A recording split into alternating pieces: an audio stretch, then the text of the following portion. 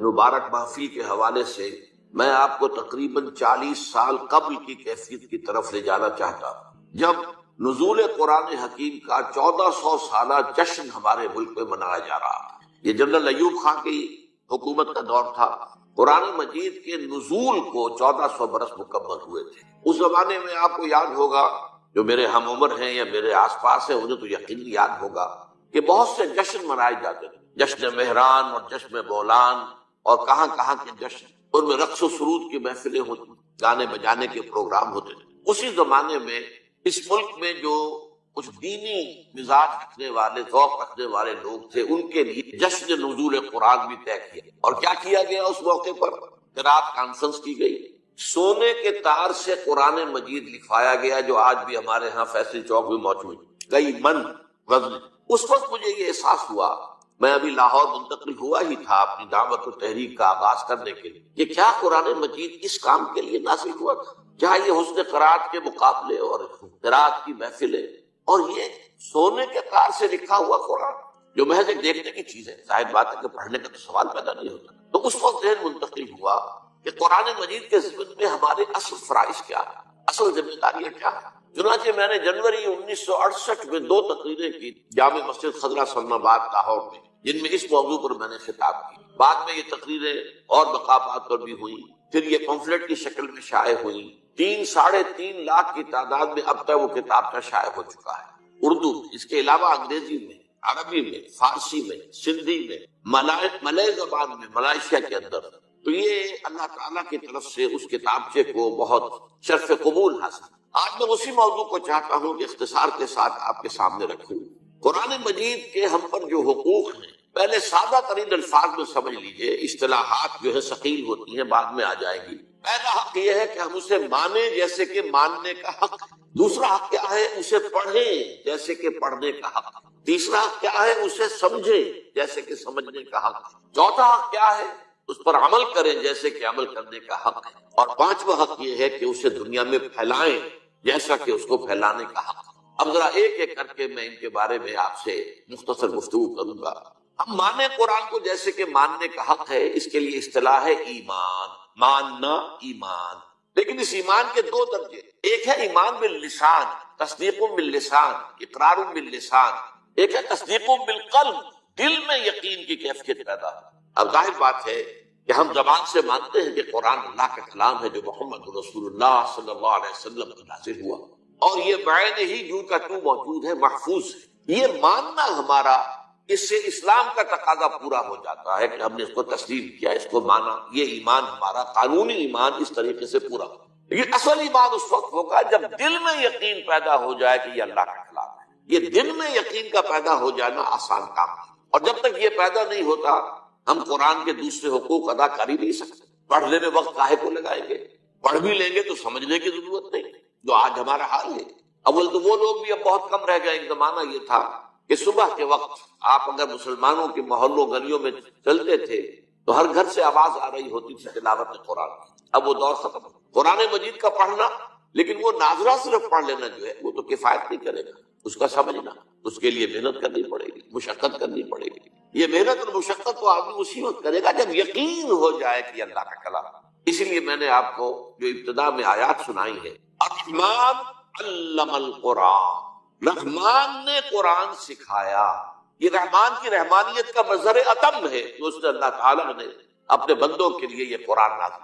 الرحمن علم القرآن، خلق الانسان، انسان کو پیدا کیا، علمہ البیان، اسے بیان کی صلاحیت عطا کی۔ اب یہ 4 آیتیں ہیں، اس وقت میں ان کے بارے میں تفصیل سے کچھ عرض نہیں کر سکتا، صرف اس نقطے پر دوبارہ زور دوں گا کہ اللہ تعالیٰ کا جو اسم گرامی الرحمن ہے، جس میں کہ رحمت خداوندی کی ایسی شان سامنے آتی ہے کہ جیسے ٹھاٹھے مارتا ہوا سمندر، اس شان رحمانیت کا مظہر اتم قرآن حکیم۔ دوسری میں نے آپ کو 2 آیتیں سنائی سورہ یونس کی، یا ایھا الناس، اے لوگو، قد جاءتکم موعظۃ من ربکم وشفاء لما فی الصدور وہدی ورحمۃ للمؤمنین۔ دیکھو تمہارے پاس آ چکی ہے نصیحت، موعظت تمہارے رب کی طرف سے، اور جو تمہارے سینوں کے روگ ہیں ان کا علاج، شفا، اور ہدایت اور رحمت اہل ایمان کے حق میں۔ قل بفضل اللہ وبرحمتہ، اے نبی ان سے کہہ دیجئے کہ یہ اللہ کے فضل اور اس کی رحمت کا مظہر ہے کہ یہ قرآن نازل، فبذلک فلیفرحوا،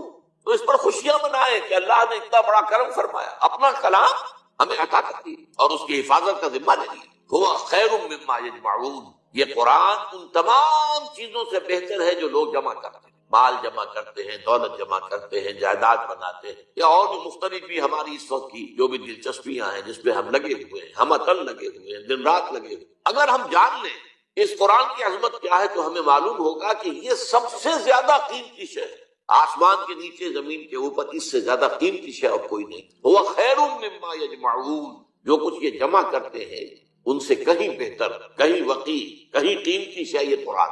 لیکن یہ کیفیت ہمارے اندر کب پیدا ہوگی؟ جبکہ ہمیں یقین ہو جائے۔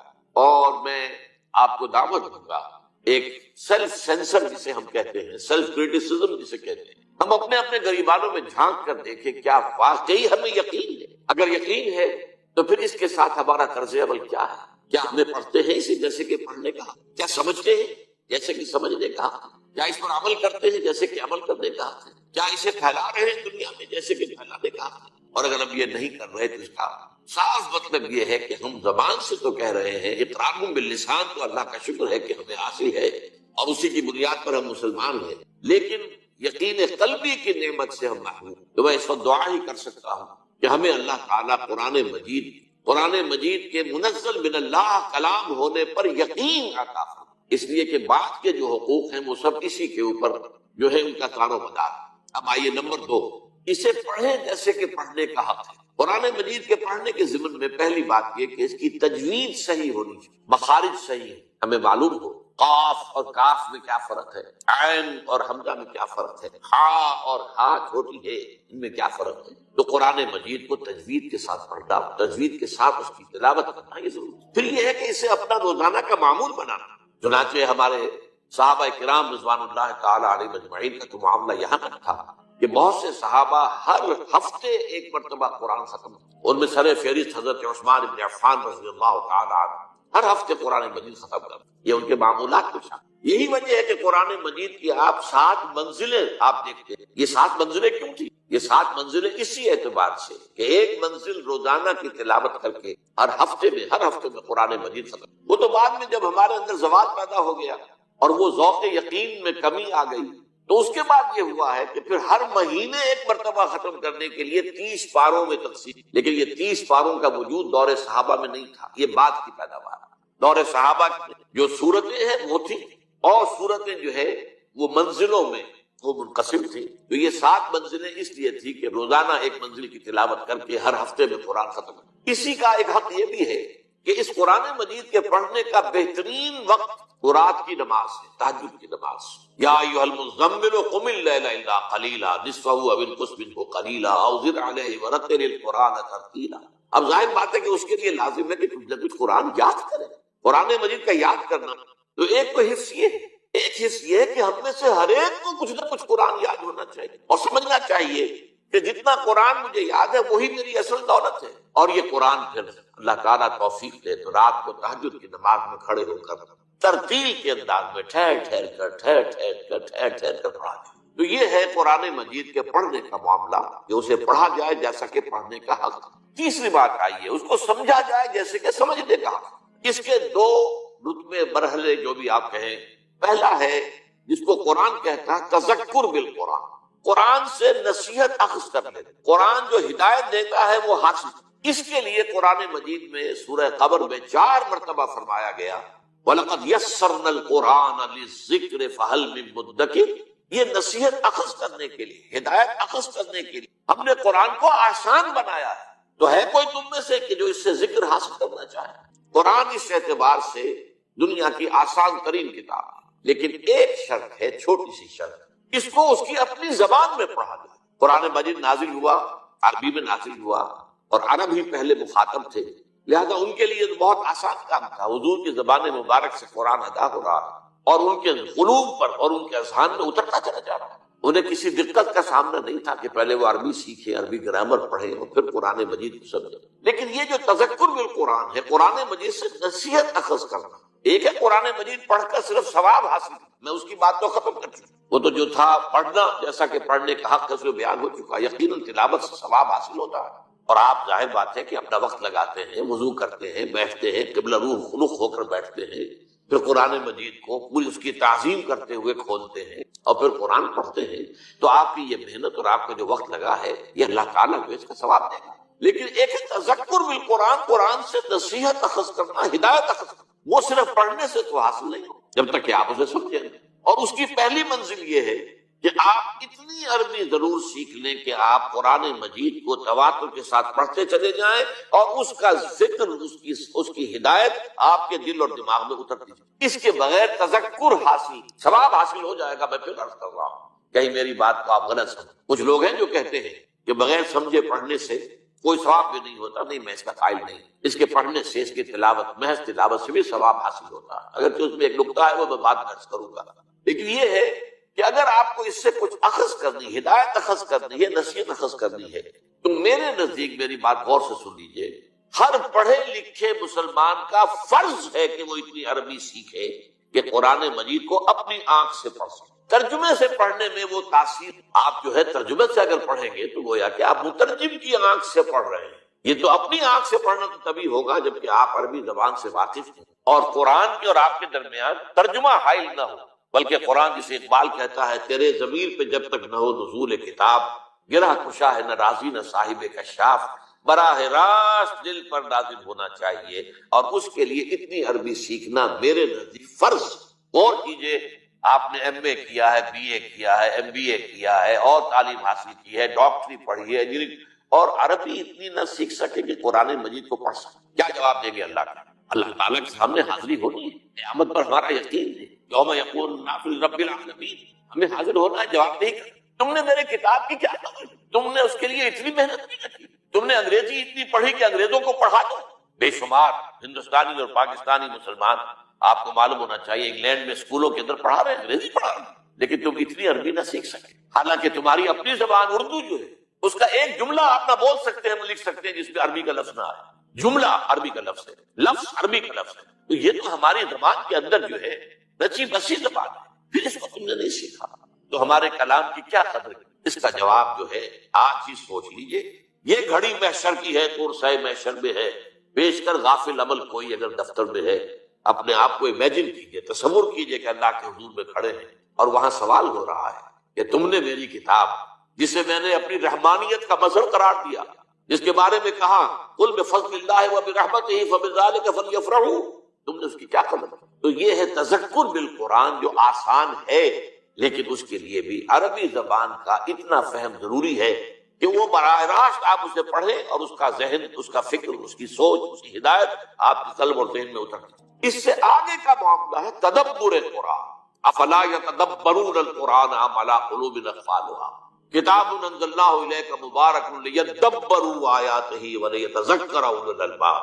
تدبر قرآن کی شرائط جو ہیں وہ بڑی کڑی ہیں، گہرائی میں اتر، قرآن مجید کی گہرائیوں میں غوطہ زنی، جسے اقبال کہتا ہے کہ قرآن میں ہو غوطہ زن اے مرد مسلم۔ اس کو میں ایک سادہ سی مثال سے سمجھایا کرتا ہوں، دیکھیے سمندر میں اگر کوئی آئل ٹینکر جو ہے وہ ٹوٹ جائے، حادثہ ہو جائے، لیک کر جائے، تو تیل جو ہے اس سے اتر نکل کر سمندر کی سطح پر رہتا ہے، وہ تیل نیچے نہیں جاتا۔ اب آپ کو معلوم ہے اوپر تو وہ تیل کی سطح ہے، اس کی ایک لیئر ہے، اور نیچے آپ کو معلوم ہے بہت میلوں جو ہے گہرا پانی۔ بالکل یہ معاملہ ہے کہ قرآن سے تذکر اخذ کر لینا تو ایسے ہے جیسے سمندر کی سطح کے اوپر وہ تیل ہے، بہت آسان تھا، لیکن قرآن کے علم و حکمت کی گہرائیوں میں اترنا وہ تو ایسے ہی ہے کہ جیسے موتی حاصل کرنے کے لیے غوطہ زنی کرنی پڑتی ہے اور سمندر کی تہ سے جا کر موتی حاصل۔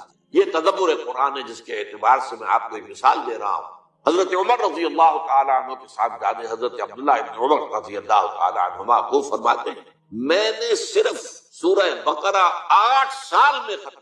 اب آپ غور کیجیے، عربی ان کی اپنی زبان، اور شان نزول وہ تو ان کے سامنے نازل ہوا ہے، اس پورے ماحول کا وہ جز معلوم ہوا قرآن مجید کی گہرائیوں میں اترنا اور ان گہرائیوں تک رسائی حاصل کرنا آسان کام ہے۔ It's a lifelong process. اور اس کا اصل کام کیا ہے آج کے دور میں؟ دیکھیے قرآن جس زمانے میں نازل ہوا ابھی تمدن بہت سادہ تھا، ابھی کوئی بہت پیچیدگیاں نہیں، ابھی انسان کا اجتماعی نظام وہ اتنا گمبھیر نہیں ہوا تھا جتنا آج ہو گیا ہے۔ آج معاشیات کی پیچیدگیاں ہیں، آج کا بینکنگ کا نظام ہے، آج آپ کو معلوم ہے کہ اور بہت سی چیزیں ایسی ہیں، انشورنس کا معاملہ چلا آ رہا، یہ ساری چیزیں جو ہیں یہ غور و فکر کا تقاضا کرتی ہیں۔ تو قرآن مجید نے جو اپنے دور جس وقت یہ نازل ہوا ہے اس وقت کے لیے جو ہدایت ضروری تھی وہ تو سطح پر رکھ دی ہے تاکہ آسانی سے انسان حاصل کر لے۔ اس لیے کہ عرب آپ کو معلوم ہے وہ فلسفی لوگ تو تھے نہیں، ان میں تو پڑھے لکھے لوگ بھی نہ ہونے کے برابر، ان کا تو لقب ہی امیین ہے، ان پڑھ لوگ۔ اس اعتبار سے قرآن مجید نے اپنی بات سادہ رکھی، بہت آسان رکھی ہے، وَلَقَدْ يَسَّرْنَا الْقُرْآنَ لِلذِّكْرِ فَهَلْ مِن مُدَّكِرٍ۔ لیکن یہی قرآن ہے جس میں ہمیشہ کے لیے ہدایت ہے، تا قیامت انسانوں کے لیے ہدایت ہے۔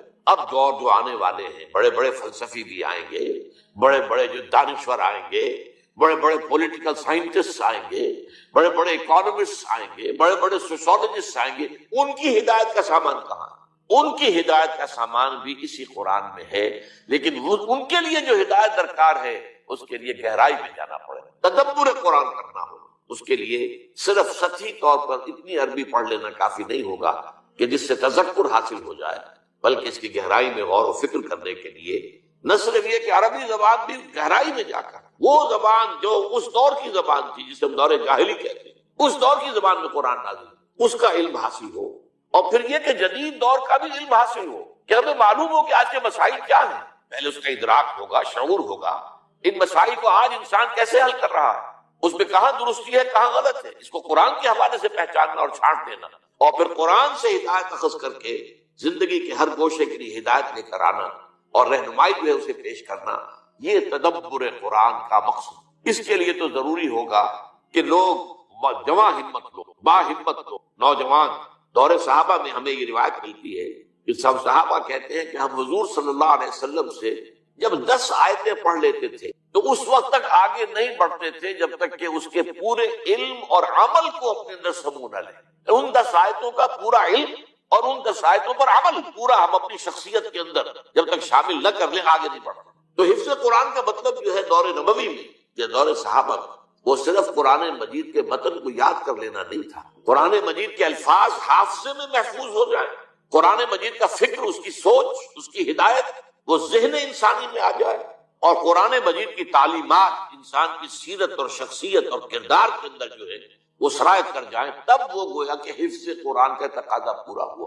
اور اسی حوالے سے حضرت عائشہ صدیقہ رضی اللہ تعالیٰ عنہ کا بھی بہت عمدہ قول ہے، آپ سے کہا گیا کچھ جو تابعی حضرات تھے، اب آپ سوچئے تابعی حضرات جو صحابہ کرام کو تو دیکھا ہے، انہوں نے حضور کو نہیں دیکھا، ابھی جب یہ حضور کے انتقال کو 14 سال ہوئے، تو کتنی حسرت ان کے دلوں میں ہوگی کہ کاش اگر ہم اس سے پہلے پیدا ہوئے ہوتے تو حضور کی صحبت سے فیضیاب ہوتے۔ تو اب انہوں نے اسی حسرت کا ایک ازالہ کرنے کے لیے ام المومنین حضرت عائشہ صدیقہ کے پاس حاضر ہو کر یہ فرمائش کی کہ ہمیں کچھ سیرت نبی سنائیے۔ حضرت عائشہ صدیقہ ام المومنین رضی اللہ تعالی عنہ نے ایک سوال کر دیا پلٹ کر، الستم تقرؤون القرآن، کیا تم قرآن نہیں پڑھتے؟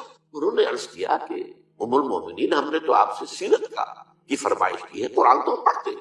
فرمایا کانا خلقہ القرآن، حضور کی سیرت قرآن ہی تو تھی، قرآن مجید ہی مجسم ہو گیا تھا شخصیت محمدی صلی اللہ علیہ وسلم کی، جو قرآن مجید کی تعلیم ہے وہ آپ کی پورے رگ و ریشے کے اندر سرایت کی۔ تو اس معنی میں تدبر قرآن، اور یہی میں ذرا وہ نقطہ جو میں نے کہا کہ میں بعد میں عرض کروں گا، میرے اس کتاب کے میں ابتدا میں ذرا جذباتی انداز میں ایک جملہ یہ لکھا ہوا تھا کہ بغیر سمجھے قرآن پڑھنے کا کوئی فائدہ نہیں، لیکن علامہ محمد یوسف بن نوری رحمۃ اللہ علیہ کا نام آپ نے سنا ہوگا، کراچی میں بہت بڑا مدرسہ بن نوری ٹاؤن انہی کے نام سے مشہور ہوا، یہ سن 70 کی بات ہے، 1970، آپ سمجھیے کہ 38 برس 37 برس پہلے کی بات سنا رہا ہوں۔ تو میں نے پورا رمضان مبارک جو ہے مسجد نبوی میں گزارا تھا، اور آخری عشرے میں مولانا بن نوری رحمۃ اللہ علیہ بھی وہاں تشریف لے آئے، وہاں پر وہ اعتکاف کے میں نے یہ کتاب کا ان کی خدمت میں پیش کیا، یہ چھپ چکا تھا اس وقت، میں نے کہا میں اسے بڑی تعداد میں شائع کرنا چاہتا ہوں، ذرا ایک نظر آپ دیکھ لیں کہ اس میں کوئی غلطی ہو تو آپ مجھے نشاندہی فرما دیں، میں درست۔ انہوں نے حالت اعتکاف میں وہ کتاب پڑھا، اور پھر اس کے بعد کہا کہ اس میں مجھے کوئی شے غلط نظر نہیں آئی سوائے ایک جگہ میں نے اصلاح کر دی۔ اب وہ اصلاح کیا تھی ذرا سوچیے، یہ بڑے لوگوں کی بڑی بات ہے۔ میں نے جہاں یہ لکھا تھا کہ جو شخص پڑھا لکھا ہونے کے باوجود، ایک تو وہ ہے وہ جاہل ہے بیچارہ، وہ کسان ہے، وہ دیہاتی ہے، کچھ پڑھائی نہیں ہے، پھر یہ کہ اب وہ اس عمر کو پہنچ گیا ہے کہ پڑھنا لکھنا سیکھ نہیں سکتا، اس کا معاملہ تو اور ہے، وہ بغیر سمجھے قرآن پڑھے تو ثواب ملے گا۔ بلکہ یہاں تک میں نے لکھا تھا اگر قرآن مجید ناظرہ بھی نہیں پڑھ سکتا، وہ کھول کر بیٹھ جائے اور روتا ہوا وہ قرآن مجید کے حروف پر انگلی پھیرتا چلا جائے، اس سے ثواب تب بھی ملے گا کہ اس نے اپنا وقت لگایا ہے اور حسرت کے ساتھ کہ اللہ میں تیرے اس کلام کو پڑھنے کی اہلیت نہیں رکھتا، تو اسے ثواب ملے گا۔ لیکن جن لوگوں نے تعلیم اعلیٰ حاصل کی وہ اگر قرآن بغیر سمجھے پڑھیں گے تو انہیں کوئی فائدہ نہیں ہوگا، کوئی ثواب نہیں۔ مولانا بن نوری رحمۃ اللہ علیہ نے فرمایا کہ یوں نہ کہو، یوں کہو کہ ان کے تلاوت کے ثواب سے ہو سکتا ہے کہ نہ سمجھنے کا عذاب بڑھ جائے۔ یعنی یہ دونوں چیزوں کو سپلٹ کر دیا۔ ایک ہے تلاوت، وہ تلاوت اگر کر رہے ہیں، پڑھے لکھے لوگ ہیں، تلاوت کا ثواب تو ملے گا، لیکن پڑھے لکھے ہونے کے باوجود قرآن کو نہیں سمجھ رہا، یہ جرم جو ہے اس کی سزا بڑھ جائے۔ یہ انہوں نے اس کے اندر ترغیب کی، اور میرے نزدیک جو میں کہنا چاہتا تھا اس سے کہیں زیادہ بات واضح ہو کر سامنے آ گئی۔ اب آئیے چوتھی بات، قرآن پر عمل کرنا۔ ظاہر بات ہے قرآن کے ماننے کا تقاضا یہی ہے، پڑھنا اسی لیے ہے، سمجھنا اسی لیے کہ عمل کریں۔ اگر عمل نہیں کریں گے تو گویا کہ قرآن پر ہمارا کوئی بات نہیں۔ حضور کی حدیث سنا دیتا ہوں آپ کو، ما آمن بالقرآن من استحل محارمہ، جس شخص نے قرآن کی حرام کردہ کسی شے کو اپنے لیے حلال ٹھہرا لیا، اس کا قرآن پر کوئی ایمان نہیں۔ بالکل واضح بات ہے، منطقی بات ہے، دو اور دو چار کی طرح کی بات ہے۔ قرآن کو اللہ کا کلام مانتے ہو اور پھر اس کے حکم پر نہیں چلے، یا یہ کہ ایک اور شکل بھی ہے، اس کے بعد احکام کو مانتے ہو، بات کو نہیں مانتے۔ نمازیں تو پڑھتے ہو اور تم حج بھی کراتے ہو، عمرے بھی کراتے ہو، سودی کاروبار نہیں چھوڑتے۔ یہ تمہارا طرز عمل جو ہے، اس کو سورہ بقرہ میں فرمایا گیا، افتؤمنون ببعض الکتاب وتکفرون ببعض۔ نماز کا حکم بھی ہماری کتاب کا، ہمارے قرآن کا ہے، اور سود کی حرمت جو ہے وہ بھی ہماری کتاب میں، ہمارے قرآن میں آئی ہے۔ تو کیا تم ایک حصے کو مانتے اور ایک کو نہیں مانتے؟ فما جزاء من يفعل ذلك منكم الا خزي في الحياة الدنيا ويوم القيامة يردون الى اشد العذاب وما الله بغافل عما تعملون۔ اس آیت کا ترجمہ کرتے ہوئے لرزہ طاری ہوتا، تو جو کوئی بھی تم میں سے یہ حرکت کرے گا کہ ایک حصے کو مانا ایک کو نہیں مانا، ایک پر عمل ہے اور ایک کو پاؤں تلے رونگ دیا ہے، اس کی اس کے سوا کوئی سزا نہیں ہے کہ دنیا میں ذلیل و خوار کر دیے جائے اور قیامت کے دن شدید ترین عذاب میں جھونک۔ نوٹ کیجیے، اشد العذاب، اشد کا لفظ اردو میں بھی آپ بولتے ہیں، اشد، شدید ترین، اشد العذاب، وما اللہ بغافل عما تعملون، اور جو کچھ تم کر رہے ہو اللہ اس سے غافل نہیں۔ اس عمل بالقرآن کے بھی دو پہلو، اس کے لیے میں اصل میں آپ کو ان اصطلاحات قرآن سے ذرا مانوس کر دینا چاہتا ہوں۔ حکم بالقرآن اور اقامت ما انزل من اللہ، یہ دو اصطلاحات ہیں۔ حکم بالقرآن، قرآن کے ذریعے سے فیصلہ کرنا، کیا صحیح ہے کیا غلط ہے، قرآن کے حوالے سے اپنی جو رائے بنانی ہو قرآن کے ذریعے سے بنانا۔ اس کے لیے سورہ مائدہ میں ایک ہی رکوع میں 3 فتوے اللہ کے آئے ہیں، ذرا نوٹ کر لیجیے۔ وَمَن لَّمْ يَحْكُم بِمَا أَنزَلَ اللَّهُ فَأُولَٰئِكَ هُمُ الْكَافِرُونَ وَمَن لَّمْ يَحْكُم بِمَا أَنزَلَ اللَّهُ فَأُولَٰئِكَ هُمُ الظَّالِمُونَ وَمَن لَّمْ يَحْكُم بِمَا أَنزَلَ اللَّهُ فَأُولَٰئِكَ هُمُ الْفَاسِقُونَ۔ 7واں رکوع سورہ مائدہ کا یہ 3 دفعہ یہ بات آ گئی، جو لوگ اللہ کی اتاری ہوئی شریعت اور اللہ کی اتاری ہوئی ہدایت کے مطابق فیصلے نہیں کرتے، وہی تو کافر ہیں، وہی تو مشرک ہیں، ظالم ہیں۔ اور ظالم قرآن مجید کی اصطلاح میں مشرک کے لیے آتا، ان الشرک لظلم عظیم، اور وہی تو فاسق ہیں، وہ تو اللہ کے باغی ہیں۔ اب اس اعتبار سے غور کیجئے، آج امت مسلمہ اللہ کی نگاہوں میں کیا ہے؟ ابھی میں نے جو آیت آپ کو سنائی تھی سورہ بقرہ کی کہ ہم دنیا میں ذلیل و خوار کر دیتے، تو آج دنیا میں ذلیل و خوار ہم ہیں کہ نہیں؟ آج کیا ہے؟ آج عزت ہمارے پاس ہے یا امریکہ کے پاس ہے؟ آج کس کا غلغلہ ہے، کس کے پاس طاقت؟ ہم تو آپ کو معلوم ہے دنیا کے اندر جو اس وقت وہ سمجھے جاتے ہیں کہ بہت ہی کمزور قوم، بہت ہی ذلیل قوم، جو لوگ جو ہے اپنے معاملات درست نہیں چلا سکتے۔ اور آج ہمارا حال کیا ہے؟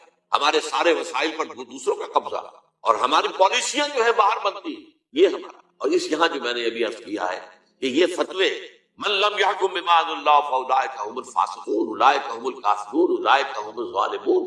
آج اس کے اوپر آپ دیکھیے کتنے ممالک ہیں جس میں کہ قرآن مجید کی شریعت نافذ نہیں۔ آپ کو معلوم ہے کہ یہ پوری دنیا میں کچھ جزوی طور پر کچھ احکام، کچھ قرآنی سزائیں سعودی عرب میں نافذ ہیں، کچھ احکام وہ ایران کے اندر نافذ ہیں۔ باقی تو یہ کہ پوری دنیا میں مسلمان جو ہے 1.5 ارب سے زیادہ مسلمان وہ ان فتووں کی زد میں ہیں کہ وَمَن لَّمْ يَحْكُم بِمَا أَنزَلَ اللَّهُ فَأُولَٰئِكَ هُمُ الْكَافِرُونَ وَمَن لَّمْ يَحْكُم بِمَا أَنزَلَ اللَّهُ فَأُولَٰئِكَ هُمُ الظَّالِمُونَ وَمَن لَّمْ يَحْكُم بِمَا أَنزَلَ اللَّهُ فَأُولَٰئِكَ هُمُ الْفَاسِقُونَ۔ یہ ہماری حالت ہے۔ دوسری اصطلاح جو ہے وہ ہے اقامت ما انزل من اللہ، ایک تو ہے احکام جو دیے گئے، یوں کرو، چور کا ہاتھ کاٹو، زانی اگر شادی شدہ ہے جو سنت رسول سے ثابت ہے کہ اسے رجم کرو، غیر شادی شدہ ہے تو اس کو 100 کوڑے لگاؤ، وغیرہ وغیرہ احکام، نماز پڑھو، روزہ رکھو، زکوٰۃ ادا کرو۔ ایک ہے پورا نظام، وہ جو میں نے کہا تھا کہ آج کی دنیا میں اجتماعی نظام کتنا پیچیدہ ہو چکا اور اس اجتماعی نظام کی گرفت کتنی ہو چکی ہے، افراد کی آزادی تو بڑی محدود ہو کر رہ گئی، پورا ایک نظام ہوتا ہے، اب وہ نظام ہی کے تحت طے ہوتا ہے کہ تعلیم کا نظام کیا ہوگا۔ آپ کیا کریں گے؟ اپنے بچوں کو جو ہے کسی غار میں آپ انہیں مدرسوں میں بھیجیں گے، اور مدرسوں میں کیا پڑھایا جائے گا وہ وہاں طے ہوگا، اوپر نظام، وہ نظام بنے گا، اس کے لیے امریکہ سے ہدایات آئیں گی۔ تو نظام کا معاملہ ہے، نظام اب دولت کا نظام جو ہے وہ صحیح نہیں ہے تو کیا نتیجہ نکلتا کہ ایک طرف پاورٹی لائن سے نیچے لوگ اور ایک طرف جن کے پاس دولت کے انبار، یہ ساری تفریق کیوں ہو رہی ہے؟ یہ وہ نظام عدل جو اللہ نے دیا تھا، جو اس کے رسول نے قائم کیا تھا صلی اللہ علیہ وسلم، جو دور خلافت راستوں میں قائم رہا تھا، وہ نظام ہم نے قائم نہیں کیا۔ اس نظام کو قائم کرنا یہ ہے اقامت ما انزل من اللہ، قائم کرنا اس کا جو کچھ کے نازل کیا گیا ہے اللہ کی طرف سے۔ یہ قیام ایسے ہی ہے جیسے ہم کہتے ہیں اقیم الصلاۃ، ایک ہے نماز پڑھنا، ایک ہے اقامت الصلاۃ، نماز کا نظام قائم کرنا۔ اسی طرح دین کا نظام قائم کرنا، ہمارا سیاسی نظام جو ہے وہ دین کے تابع ہو، ہمارا معاشی نظام دین کے تابع ہو، ہمارا سماجی نظام جس کے بخیے ادھیڑنے پر آج مغرب تلا ہوا ہے، اور این جی اوز کو جو بلینز اور بلینز آف ڈالرز دیے جا رہے ہیں کہ شرم و حیا کا معاملہ جو ہے ابھی اس مسلمان قوم کے اندر عصمت و عفت کے کچھ نظریات ہیں، کچھ تصورات ہیں، کچھ شرم و حیا کی کچھ اقدار ہیں، کچھ خاندانی نظام کا کوئی نہ کوئی نقشہ قائم ہے، ختم کرو ان سب کو، تاکہ جیسے ہم ہو گئے ویسے ہی، جیسے ہمارا خاندانی نظام ختم ہو جائے، جیسے ہمارے ہاں اب عصمت و عفت نامی کوئی شے نہیں، زنا تو وہاں کوئی جرم ہے ہی نہیں، سرے سے جرم نہیں، عورت کی آزادی، یہ گویا کہ ویمن لیو، عورت کو آزادی ہونی چاہیے کہ وہ اپنا جسم بیچے، آپ کے راستے میں رکاوٹ ڈالنے میں۔ اور یہ معاملہ طے ہو چکا ہے United nations assembly, Beijing +5 conference جو ہوئی تھی نیو یارک میں، جو جنرل اسمبلی تھی یونائٹڈ نیشنز کی، اس کے تحت طے کیا گیا ہے۔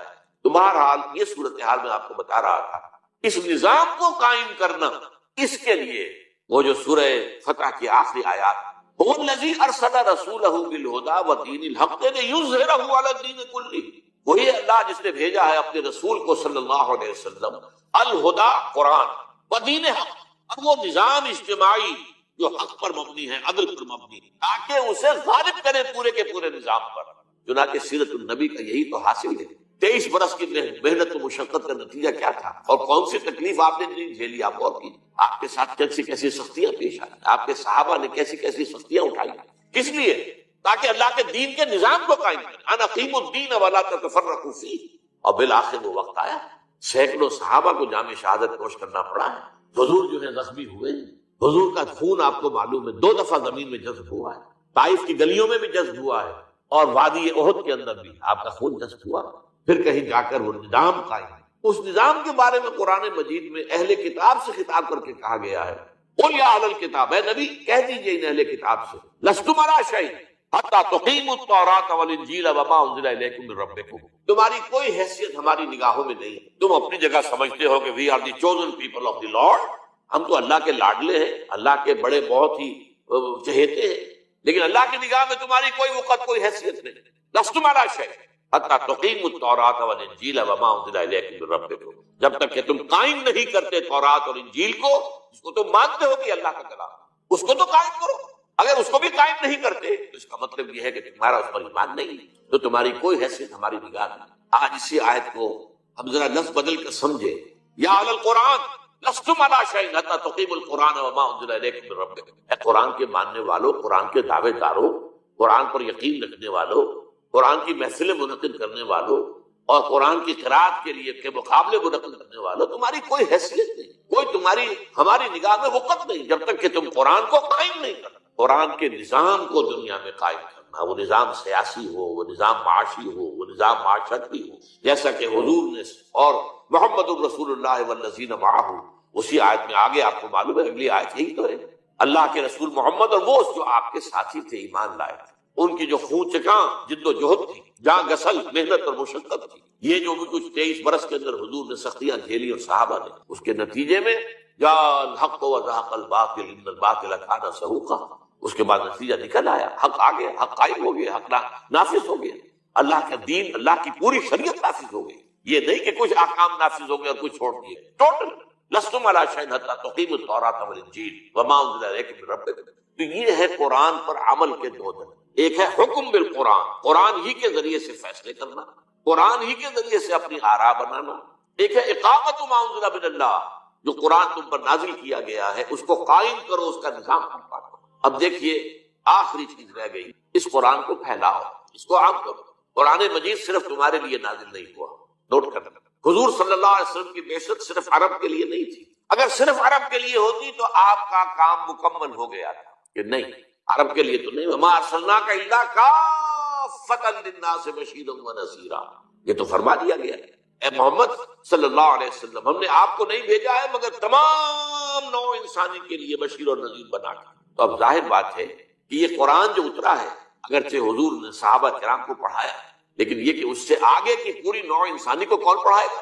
کیا چینی حضور کے امت دعوت میں شامل نہیں تھے؟ تو چین تک تو پیغام حضور کے ذریعے نہیں پہنچا. کیا یورپ میں رہنے والے جو ہے وہ امت دعوت، دیکھیے ایک ہے امت اجابت، جنہوں نے حضور کو قبول کیا وہ امت اجابت کہلاتا، اور جن کی طرف حضور کو بھیجا گیا وہ امت دعوت کہلاتا.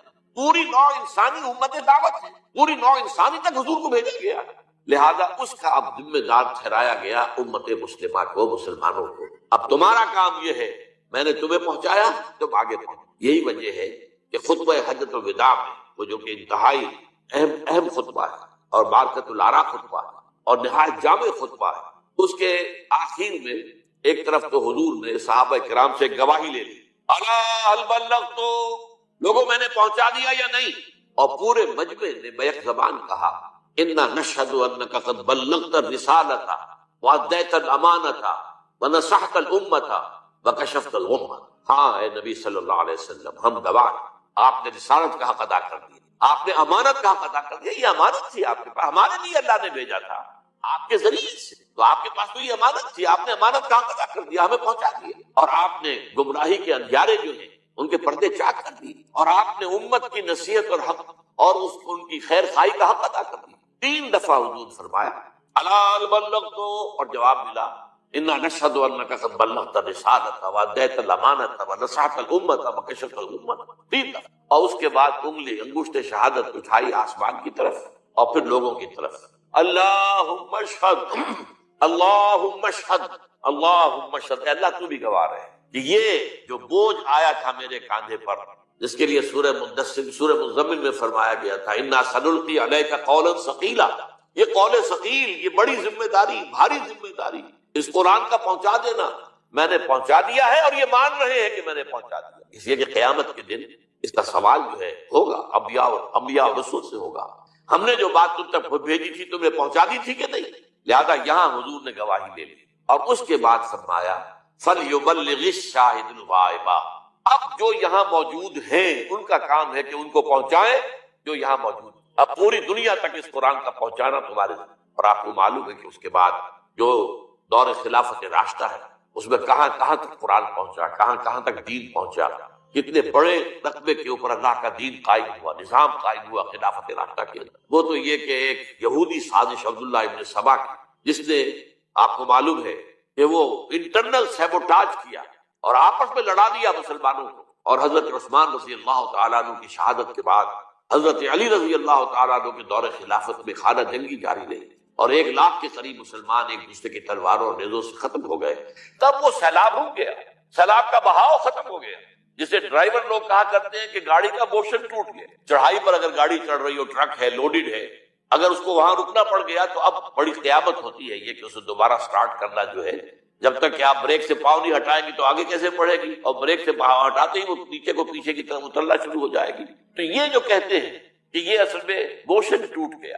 تو عالم اسلام کا جو بھی سلسلہ چل رہا تھا اور اسلام کی دعوت و تبلیغ، اور صرف دعوت و تبلیغ نہیں، جیسے کہ حضور نے عرب میں صرف دعوت و تبلیغ نہیں کی، دین کو قائم، اسی طرح اس سیلاب میں صرف دعوت و تبلیغ نہیں تھی بلکہ دین کو قائم کرنا بھی تھا، نظام اللہ کا قائم ہوا. اب اس کے لیے محنت کرنا، جد و جہد کرنا، اس کے لیے آدمی پہلے قرآن سیکھے سمجھے. اسی لیے اس کے لیے فرمایا، حضرت عثمان رضی اللہ تعالی عنہ سے روایت ہے اور یہ بخاری شریف کی روایت ہے، جو آپ کو معلوم ہے کہ جو احادیث کے مجموعے ہیں ان میں سے ٹاپ کا مجموعہ جو ہے صحیح بخاری ہے. حضرت عثمان رضی اللہ تعالیٰ عنہ فرماتے ہیں کہ حضور نے ارشاد فرمایا خیرکم من تعلم القرآن وعلمہ، لوگوں جان لو تم میں سے بہترین لوگ وہ ہیں جو قرآن سیکھے اور سکھائے، قرآن پڑھے اور پڑھائے۔ یہاں تک فرمایا گیا ہے کہ بلغوا عنی ولو آیۃ، پہنچاؤ میری جانب سے اور مائی بہاف، کیونکہ میں پوری نوع انسانی کے لیے بھیجا گیا ہوں۔